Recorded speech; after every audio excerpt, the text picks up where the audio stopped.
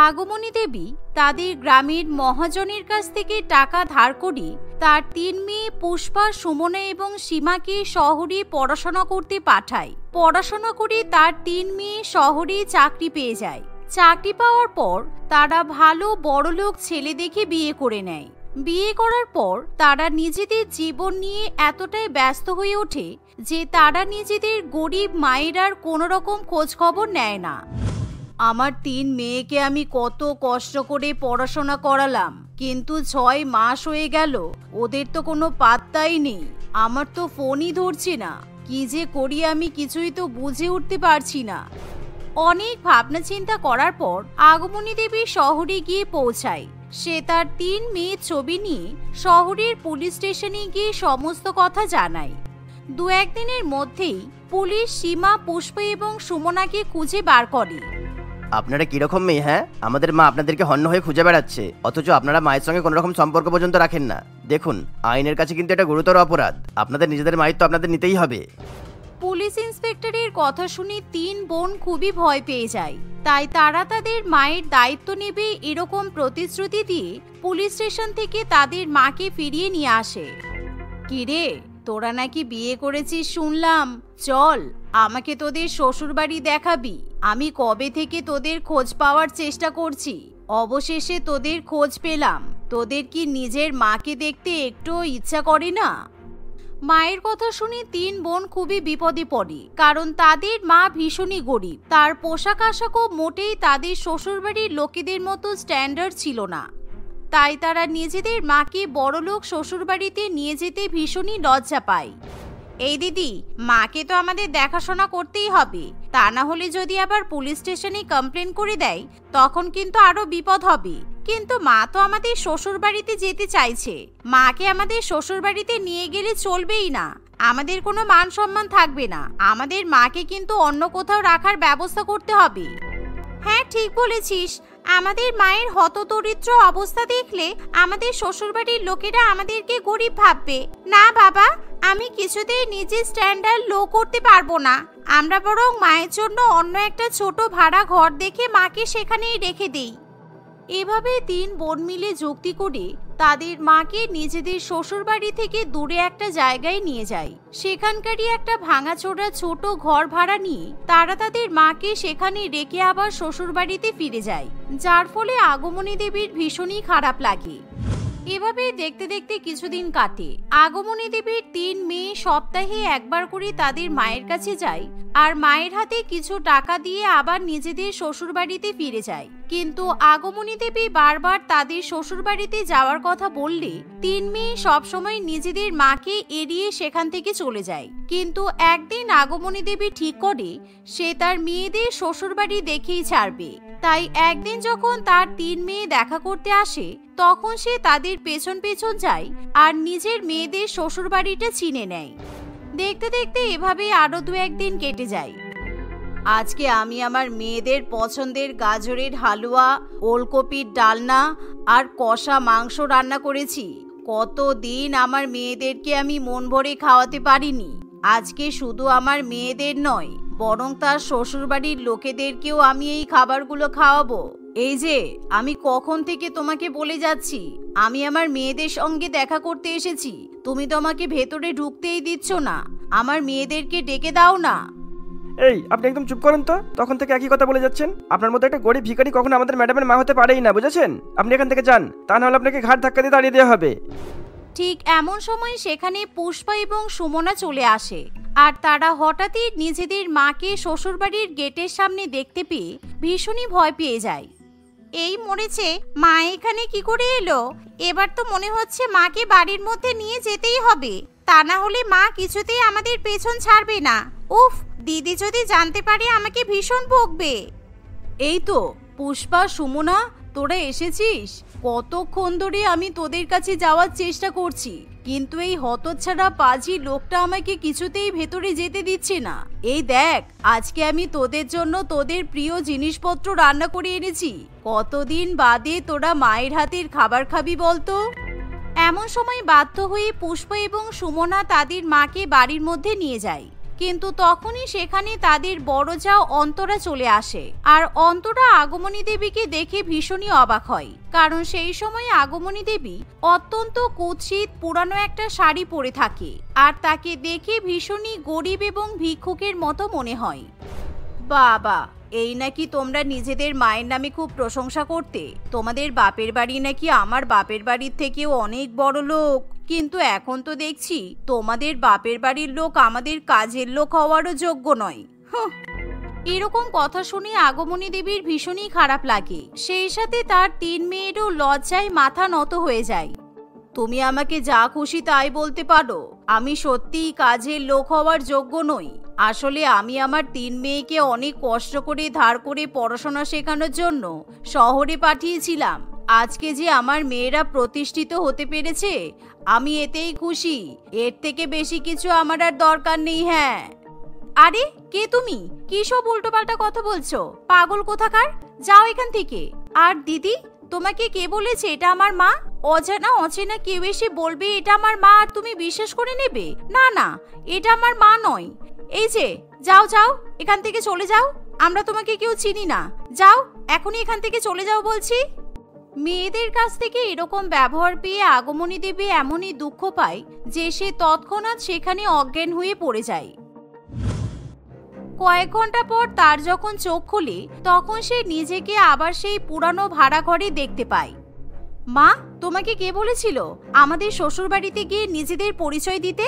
আমরা তোমাকে চিনিও না, জানিও না। মনে রেখো, আমার শ্বশুর বাড়িতে জীবনে কখনো আমাদের নাম করবে না। উফ, তোমার জন্য আমাদের বড় জায়ের সামনে আমাদের মান সম্মানটা চলে গেল। এভাবেই 3 মেয়ে নিজেদের মাকে বকাবকি করে সেখান থেকে চলে যায়। কিন্তু তার মাঝে মধ্যে নিজের মেয়েদেরকে দেখতে খুবই ইচ্ছা হয়, তাই সে প্রায় সময় 3 মেয়ে শ্বশুর বাড়ির সামনে গিয়ে দাঁড়িয়ে থাকে, যাতে সে একটাবার নিজের 3 মেয়েকে দেখতে পায়। এমনই একদিন পুষ্পার স্বামী অনন্ত আগমনী দেবীকে তাদের বাড়ির সামনে দাঁড়িয়ে থাকতে দেখে। আরে আপনি কে? অনেকক্ষণ থেকে দেখছি আমাদের বাড়ির সামনে এসে দাঁড়িয়ে আছেন। আপনি কি কিছু বলবেন? আসুন না, ভিতরে চলুন। এতক্ষণ ধরে আপনাকে বাড়িয়ে দাঁড়িয়ে থাকতে হবে না, চলুন। অনন্তর কথা শুনে আগমনী দেবীর ভীষণই ভালো লাগে। সে খুব ভালো মতোই বুঝতে পারে অনন্ত তার মেজ মেয়ের স্বামী, কিন্তু সে চাইলেও নিজের জামাইয়ের সঙ্গে বাড়িতে যেতে পারে না, আর নাইবা সে নিজের পরিচয় দিতে পারে। না না বাবা, তুমি আমাকে চা খেতে ডাকলে তার জন্য তোমাকে অনেক ধন্যবাদ। তুমি বরং কোনোদিন আমার বাড়িতে চা খেতে এসো, আমি কিন্তু খুব ভালো চা বানাতে পারি।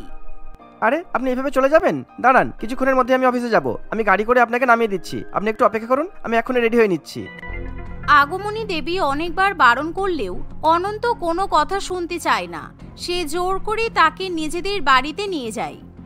এমন সময় বাড়িতে কেউ উপস্থিত থাকে না, শুধুমাত্র পুষ্পা সেই সময় বাড়িতে থাকে। আর হঠাৎই পুষ্পা নিজের মাকে বাড়িতে দেখে চমকে ওঠে, কিন্তু সে নিজের স্বামীর সঙ্গে মোটেই নিজের মায়ের পরিচয় দিতে চায় না।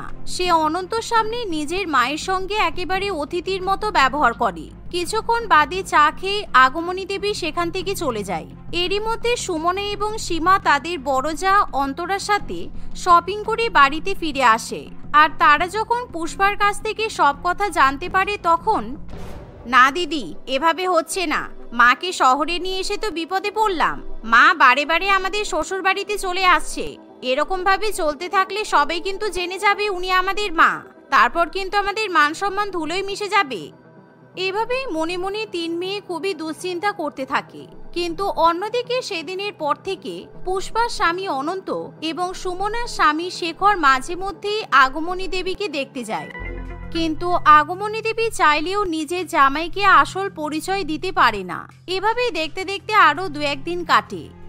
মা, তোমাকে আমরা বারবার আমাদের সঙ্গে সম্পর্ক রাখতে বারণ করছি, কিন্তু তুমি আমাদের কোনো কথাই শুনছো না। আমাদের শ্বশুরবাড়ির অনেক ধন সম্পত্তি আছে বলে তোমার কি সোনা গহনা টাকা পয়সার লোভ জেগেছে? হ্যাঁ, সেটাই তো। মনে হচ্ছে বুড়ো বয়সে আমাদের শ্বশুরবাড়িতে গিয়ে নিজের পরিচয় দিয়ে বিয়ান বলে সোনাদানা আদায় করবে। জীবনে প্রথম সোনাদানা দেখলে যা হয় আর কি। তারপর আমাদের বড়দেরও তো হাত করে রাখছে, যাতে আমরা মাকে না দেখলে ওরা যেন দেখতে আসে। আমারও তাই মনে হচ্ছে। আমি খুব ভালো করেই বুঝতে পারছি আমাদের সুখ শান্তি দেখে মায়ের খুব হিংসা হচ্ছে, তাই মা আমাদের ঘর সংসার ভাঙতে চাইছে। আমাদের ধনী ঘরে বিয়ে হয়েছে, এটা তুমি সহ্য করতে পারছো না, তাই না মা? মেয়েদের মুখে এরকম কথা শুনে আগমনী দেবী কিছুতেই সহ্য করতে পারে না, তাই তার তখনই হার্ট অ্যাটাক করে, যার ফলে সে মাটিতে সঙ্গে সঙ্গে লুটিয়ে পড়ে। যা দেখে সুমনা, পুষ্পা এবং সীমা খুবই ভয় পেয়ে যায় আর তাদের মাকে হাসপাতালে নিয়ে যায়। ঠিক সেদিনই পুষ্পার স্বামী অনন্ত তার ভাই শেখরকে নিয়ে আগমনী দেবীকে দেখতে যায়, কিন্তু সেখানে যাওয়ার পর তারা খবর পায় আগমনী দেবীকে তার মেয়েরা হাসপাতালে নিয়ে গেছে। তাই তখনই অনন্ত এবং শেখর হাসপাতালে পৌঁছায়, কিন্তু সেখানে গিয়ে নিজেদের স্ত্রীদেরকে দেখে তারা একেবারে আকাশ থেকে পড়ে। আমি প্রতিবেশীদের কাছ থেকে শুনেছি এই মাসিমাকে নাকি তাদের মেয়ের হসপিটালে নিয়ে এসেছে। এখন তো দেখছি তোমরা এই মাসিমার মেয়ে, মানে ইনি আমাদের আসল শাশুড়ি মা। তাই তো দেখছি, কখনো তো আমাদের আসল শাশুড়ি মার নামে আমাদের কাছে বলোনি। এমন সময় খবর পেয়ে অন্তরাও সেখানে চলে আসে, কারণ এরই মধ্যে অন্তরা খোঁজ খবর নিয়ে জানতে পারে আগমনী দেবী আসলেই সীমা, পুষ্পা এবং সুমনার আসল মা। বলবে কি করে? নিজেদের গরিব মাকে আমাদের সামনে নিয়ে যেতে ওদের তো মান সম্মানে লাগে। যে মা পড়াশোনা করিয়ে এত যত্নে তোমাদের বড় করেছে তাকে তোমরা অস্বীকার করতে পারলে? ছি ছি ছি ছি, যে নিজের মায়ের খেয়াল রাখতে পারে না সে আবার আমাদের পরিবারের খেয়াল রাখবে কি করে? না না সুমনা, আমি কিছুতেই তোমার সঙ্গে থাকতে পারবো না। হ্যাঁ পুষ্পা, আমিও তোমার সঙ্গে থাকতে পারবো না। ঠিক এমন সময় আগমনী দেবীর জ্ঞান ফিরে আসে। এরকম করে বলো না বাবারা, আমি আমার মেয়েদের কখনো খারাপ চাই না। তোমরা দয়া করে আমার মেয়েদের সঙ্গে এরকম করো না। মা, আমাদের খুব ভুল হয়ে গেছে। আমরাই তো তোমাকে মা রূপে স্বীকার করতে চাইনি। আমরা আর কখনো এরকম করব না। তুমি আমাদের ক্ষমা করে দাও মা। হ্যাঁ মা, তুমি চলো। তুমি এরপর থেকে যেমন চাইছিলে সেরকমই হবে। তুমি আমাদের তিনজনের বাড়িতেই থাকবে। আসলে আমরা ভাবতাম আমরা গরিব মানুষের মেয়ে, তো আমরা যদি আমাদের বড়লোক শ্বশুরবাড়ির লোকেদের সঙ্গে তোমার আসল পরিচয় দিই তাহলে হয়তো আমাদের বাড়ির লোকেরা আমাদেরকে সম্মান করবে না। তাই এতদিন পর্যন্ত তোমার আসল পরিচয় আমরা লুকিয়ে রেখেছিলাম। আমরা অনেক ভুল করেছি মা, তুমি দয়া করে আমাদের ক্ষমা করে দাও। মেয়েদের মুখে এরকম কথা শুনে আগমনী দেবী খুবই খুশি হয়। দু একদিনের মধ্যে সে সুস্থ হয়ে উঠলে তার 3 মেয়ে তাকে নিজেদের শ্বশুরবাড়িতে নিয়ে যায়। শিল্পা ছোটবেলা থেকেই ফুচকা খেতে খুবই ভালোবাসে। ফুচকা পেলে তার আর কিছুই চায় না। এখন তার 20 বছর বয়স ছিল। একদিন সে তার বান্ধবীর সঙ্গে ঘুরতে বেরিয়েছে। এমন সময়, জানিস শিল্পা, আমাদের যে চাট বাজার আছে না, ওখানে কত রকমের নতুন নতুন ফুচকা পাওয়া যাচ্ছে। আমি তো আগের দিন বাবার সঙ্গে গিয়েছিলাম, এত ভিড় ছিল যে কিছুই খেতে পারিনি। আজকে তুই যাবি আমার সঙ্গে? তুই ঠিক দেখেছিস, ওখানে অনেক ধরনের ফুচকা পাওয়া যায়। তাহলে তাড়াতাড়ি চল, বেশি ভিড় হয়ে গেলে খেতে পারবো না। চল চল, তাড়াতাড়ি চল। এই বলে তারা দুজনেই চাট বাজারে চলে যায়। সেখানে যেতেই শিল্পার মনে হয় সে যেন স্বপ্নের দুনিয়ায় চলে এসেছে। সেই সমস্ত রকম ফুচকা স্টলগুলোকে দেখতে থাকে। এ কি দেখছি রে মিনা, এত রকমের ফুচকাও হয়? চকলেট ফুচকা, চিজ ফুচকা, আম ফুচকা, দই ফুচকা, আইসক্রিম ফুচকা। ও মাই গড, বাবারে বাবা, আমার তো মনে হচ্ছে আমি এখানেই থেকে যাই। কিন্তু ওইটা কিসের দোকান? ওখানে অত ভিড় কেন রে? চল তো দেখি। এই বলে তারা দুজনেই সেখানে যায়। সেখানে গিয়ে শিল্পা দেখে সেখানে থামস আপ ফুচকা বিক্রি হচ্ছে। শিল্পার ওই ফুচকাটাই আগে খাওয়ার ইচ্ছা করে। সে একের পর এক থামস আপ ফুচকা খেতেই থাকে। সেদিনের পর থেকে শিল্পা একা একা প্রত্যেক দিন চাট বাজারে এসে থামস আপ ফুচকা খেতে থাকে। তার খাওয়া দেখে আশেপাশের লোকজনও থামস আপ ফুচকা স্টলে এসে ভিড় করত। আর সেই কারণে একটি নির্দিষ্ট স্টলে শুধুমাত্র ভিড় হচ্ছে, আর বাকি স্টলগুলোতে মাছি মারার মতো অবস্থা হয়। বাকি ফুচকা স্টলের লোকজনেরা শিল্পাকে ফলো করে তার বাড়িতে যায়। এই থামস আপ ফুচকা খাওয়া মেয়ে, বেরিয়ে এসো বলছি, এখনই বাইরে এসো। কি হলো, এসো। শিল্পা এবং তার মা দুজনেই খুব ভয় পেয়ে যায়। তারা বাইরে বেরিয়ে আসলে মোহন বলে, তোমাকে কত টাকা দিয়ে ওই থামস আপ ফুচকা বলে? হ্যাঁ, রোজ যে ওখানে গিয়ে ওর কাস্টমার বাড়াও। তোমরা কি ভেবেছো আমরা কিছুই বুঝি না? তুমি ওখানে গিয়ে ফুচকা খেয়ে ভালো লাগার অভিনয় করো, আর ওখানে শয়ে শয়ে লোক আসতে থাকে। তা না হলে আমাদের এত ভালো ভালো ফুচকা থাকতে ওই ফুচকা কেউ খাই কেন? থামস আপ আর ফুচকা কখনোই একসাথে ভালো লাগতে পারে না। আমরা তোমাদের চালাকি ধরে ফেলেছি, বুঝলে? কিন্তু আমাকে তো কেউ টাকা দেয়নি, সত্যি বলছি। আর থামস আপ ফুচকা সত্যিই তো খুবই টেস্টি। তোমরা খাওনি তাই বলছো, আমার সত্যিই ভালো লাগে, তাই তো আমি ওই দোকানে যাই। ওসব নাটক অন্য কোথাও গিয়ে করবে। কাল থেকে যেন চাট বাজারে না দেখি, তা না হলে ফল ভালো হবে না বলে দিলাম। এসব শুনে শিল্পার মা খুব ভয় পেয়ে যায়। সে তার মেয়েকে আর চাট বাজারে যেতে দেয় না। শিল্পার খুবই মন খারাপ করে। আমি কি করলাম বলো তো মা? আমার রোজ যেতে ইচ্ছা করলে আমি যাব না বলো তো? এখন আমি কি করব? আমার খুব থামস আপ ফুচকা খেতে ইচ্ছা করছে। শিল্পাকে কাঁদতে দেখে তার মায়ের খুবই দুঃখ হয়। তাই সে ইউটিউব দেখে দেখে থামস আপ ফুচকা বানানো শিখে ফেলে। শিল্পা থামস আপ ফুচকা চাইলেই তার মা তাকে বানিয়ে বানিয়ে খাওয়াতে থাকে। কয়েকদিনের মধ্যেই শিল্পাও থামস আপ ফুচকা বানানো শিখে যায়। এইভাবে বেশ কয়েক মাস কাটে। তাদের গ্রামেরই একটি ছেলে সঞ্জীবের সঙ্গে ধুমধাম করে তার বিয়ে হয়। বিয়ের প্রথম দিন তার শ্বশুরবাড়ির লোকজনেরা কিছু বানিয়ে খাওয়ার কথা বললে শিল্পা সবার জন্য থামস আপ ফুচকা বানিয়ে নিয়ে আসে। এ তুমি কি করেছো বৌমা? বিয়ের প্রথম দিন এসে কেউ এসব বানায়? একটু পায়েস কিংবা মিষ্টি কিছু বানাতে পারতে। আর তাছাড়া ফুচকা খেলে আমার অ্যাসিডিটি হয়। আপনি আগে খেয়েই তো দেখুন, যদি খারাপ লাগে তাহলে আর কোনোদিনও খেতে বলবো না। থামস আপ এবং ফুচকার মেলবন্ধন দেখে তাদের কারোরই পছন্দ হয় না, কিন্তু একবার খাওয়ার পরেই তাদের সকলেরই শিল্পার তৈরি থামস আপ ফুচকা ভীষণ পছন্দ হয়। শিল্পা প্রায়ই তার শ্বশুরবাড়িতে থামস আপ ফুচকা বানায়। কখনো কখনো তার থামস আপ ফুচকা খেতে তার প্রতিবেশীরাও তার কাছে আসে। এভাবে তার দিন বেশ ভালোই কাটছিল। হঠাৎই তার স্বামী সঞ্জীবের দেনার কারণে ব্যবসা বন্ধ হয়ে যায়। সঞ্জীব সারাদিন নতুন কাজ খুঁজতে থাকে, কিন্তু সে কোথাও কাজ পায় না।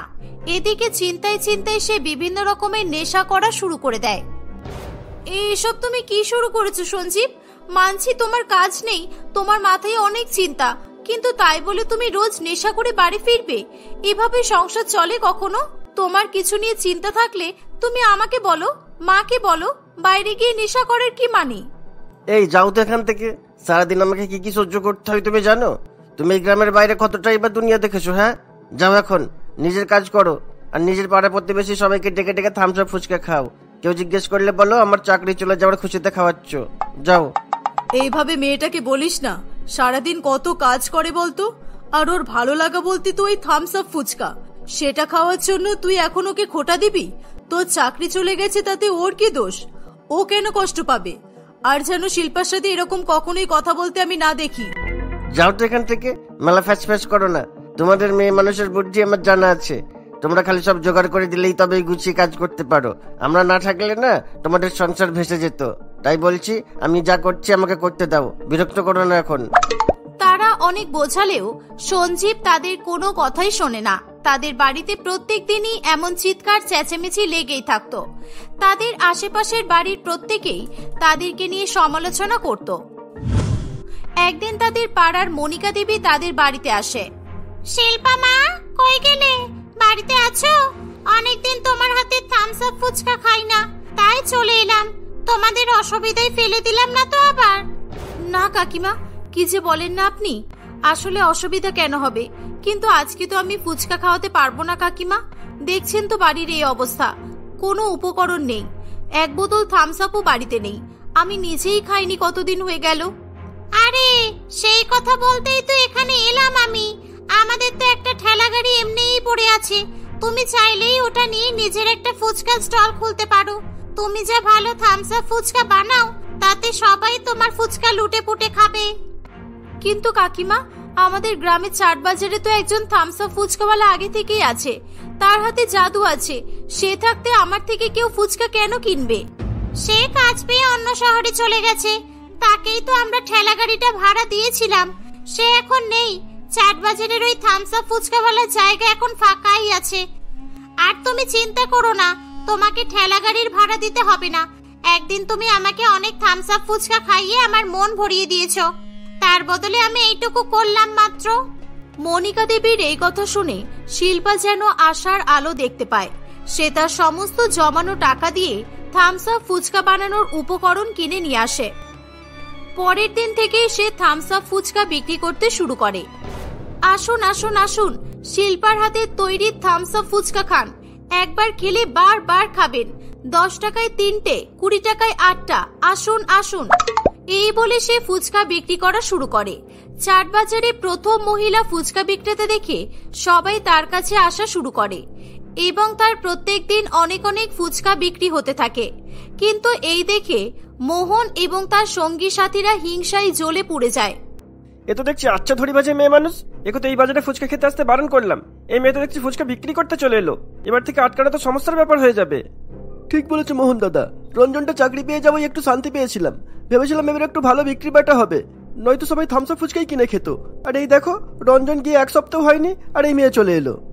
অন্যদিকে ব্যবসা ভালো হওয়ায় শিল্পাদের সংসারে আবার শান্তি ফিরে আসে।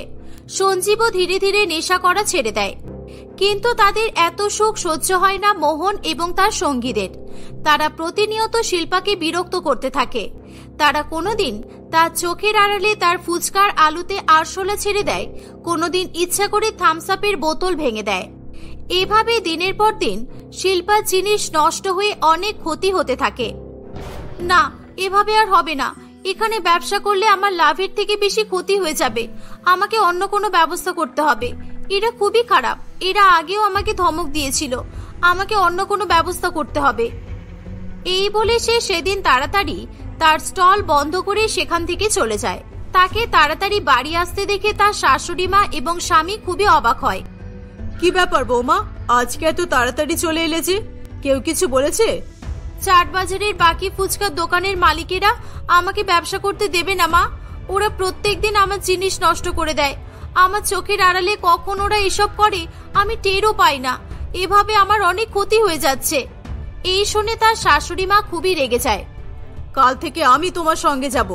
আমি বসবো তোমার স্টলের পাশে, দেখি ওরা কিভাবে তোমার জিনিস নষ্ট করে। এই শুনে শিল্পা খুবই খুশি হয় এবং মনের আনন্দে তার স্টলে রাখা জিনিসগুলো দিয়ে থামসআপ ফুচকা বানিয়ে নিজে খায় এবং তার পরিবারের সবাইকে খাওয়ায়। পরের দিন থেকে শিল্পার শাশুড়ি মা মীনাক্ষী দেবী তার পাশে বসে থাকার কারণে মোহন এবং তার সঙ্গীরা শিল্পার কোনো জিনিস নষ্ট করতে পারে না। এভাবে কয়েকদিন কাটতে থাকে। হঠাৎই একদিন তাদের ফুচকা স্টলের সামনে একজন অচেনা লোক আসে আর প্রত্যেক স্টলে একটি করে কাগজ দিয়ে বলে, আমাদের এই চাট বাজারের মালিক বিকাশ রঞ্জন বাবু একটা প্রতিযোগিতার আয়োজন করেছেন। সেখানে যে প্রতিযোগী সবচেয়ে ভালো চাট বানিয়ে 1 ঘন্টার মধ্যে সবচেয়ে বেশি বিক্রি করতে পারবে তাকে নগদে 1 লক্ষ টাকার শহরের একটা দামি শপিং মলে বিনামূল্যে একটা স্টল খুলে দেওয়া হবে। সেই স্টলে কোনো ভাড়াও লাগবে না, আর প্রতিযোগিতার দিনই সেই স্টলের দলিল বিজয়ী প্রতিযোগিতার হাতে তুলে দেওয়া হবে। তার কথা শুনে প্রত্যেকেই খুবই আনন্দ পায়। দেখতে দেখতে প্রতিযোগিতার দিন চলে আসে। আজ আমিই জিতবো। এমনিতেই এই মেয়ের জন্য আমাদের ব্যবসা লাঠি উঠে যাওয়ার অবস্থা হয়েছে। আজকে যদিও যেতে তাহলে তো সব আশা ছেড়ে দিতে হবে। থামসআপ আর ফুচকাতে তো সাধারণ ফুচকার মতো মশলা থাকেই না।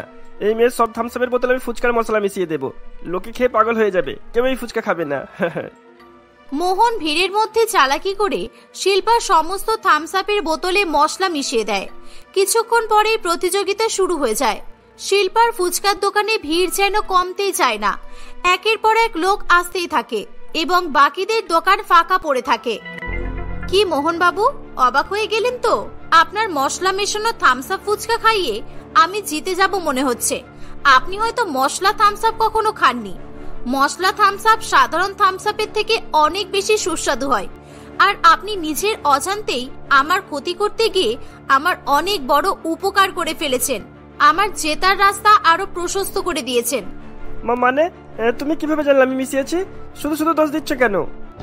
আপনি কি ভুলে গেলেন যে আমার শাশুড়ি মা সবসময় আমার সাথে থাকে? আমি লক্ষ্য না করলেও উনি ঠিকই লক্ষ্য করেছিলেন।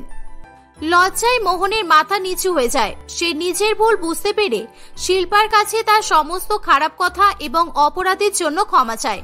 শিল্পা 1 ঘন্টায় 3000 টাকার থামসআপ ফুচকা বিক্রি করে এবং প্রতিযোগিতায় জয়ী হয়। শহরে তাদের নতুন থামসআপ ফুচকা স্টল খোলে আর প্রতিযোগিতায় জেতা টাকা দিয়ে তাদের সংসারের অনেক সমস্যার সমাধান হয়। এইভাবে বেশ কয়েক বছর কেটে যায়। এখন তাদের শহরের বিভিন্ন প্রান্তে তাদের 10টা থামসআপ ফুচকা স্টল আছে। আজকে তাদের গাড়ি বাড়ি সমস্ত কিছুই আছে। এভাবেই তারা সবাই মিলে হাসি খুশি জীবনযাপন করতে থাকে।